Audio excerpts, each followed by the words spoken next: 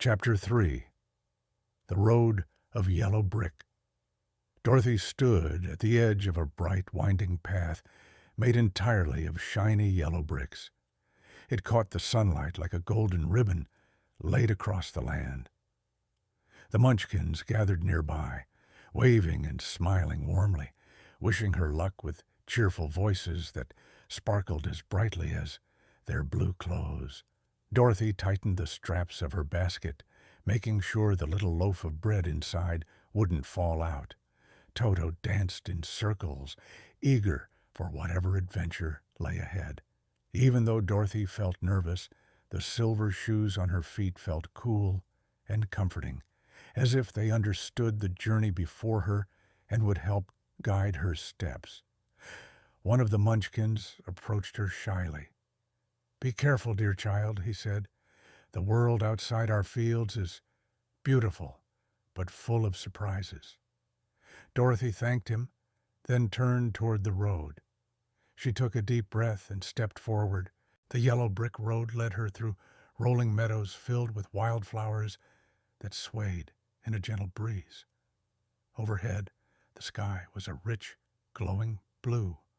Bright birds flew from tree to tree, singing melodies so enchanting that Dorothy paused often just to listen. Everywhere she looked, the colors were more vivid than anything she had ever seen. Deep greens, dazzling reds, blues that shimmered like polished glass. As she walked, Dorothy couldn't help but think of Kansas and how quiet and plain it suddenly seemed. But thinking of Aunt Em and Uncle Henry brought a heaviness to her chest. She missed them dearly. Still, she knew she had to press on. If the Wizard of Oz truly held the power to help her return home, she would find him, no matter how long the journey took.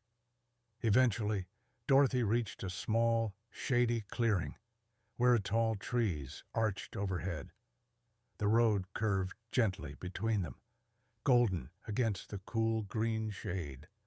She sat at the base of a tree and shared a small piece of bread with Toto, who wagged his tail gratefully.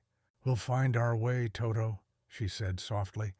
"We just have to follow the road." Toto barked, as if agreeing wholeheartedly. They continued until the sun stood high in the sky. As Dorothy followed the road around a bend, she saw something strange ahead. A tall wooden pole rose beside the path, and on it hung a bright blue sign with neat white letters. It read, "Welcome to the land of the Winkies. Follow the road to the Emerald City." Dorothy frowned. "I thought the Munchkins lived here," she said aloud. Then she remembered the good witch's words.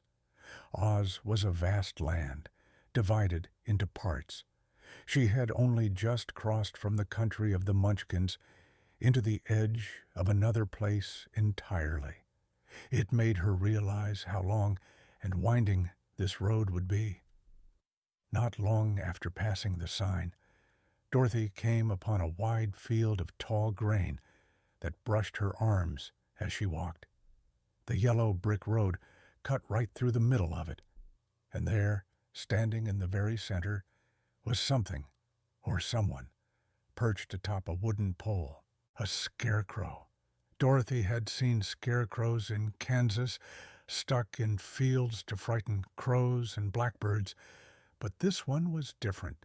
His clothes were made of bright blue fabric, patched neatly in places, stuffed full of straw that peeked from the seams. His painted face was friendly, with a wide smile and large round eyes. A pointed hat tilted slightly across his forehead, as if he had been placed there with care. Dorothy stopped and looked up at him. Toto sniffed around the base of the pole, barking once, as if greeting a neighbor. The scarecrow didn't move, of course. Not yet. Dorothy raised her hand in a polite little wave. "Good day," she said, feeling a bit silly talking to a figure of straw, but it felt rude not to greet him. After all, everything in Oz so far had surprised her. To her utter shock, the Scarecrow winked. Dorothy gasped and took a step back. The Scarecrow tilted his painted head and spoke in a slow, gentle voice. "Good day to you," he said. "Do you happen to know how one gets down from here?" Dorothy stared wide-eyed. Toto barked. And in that moment she realized her journey toward the Emerald City had only just begun, and that Oz was far stranger and far more magical than she had ever imagined. She stepped closer to help,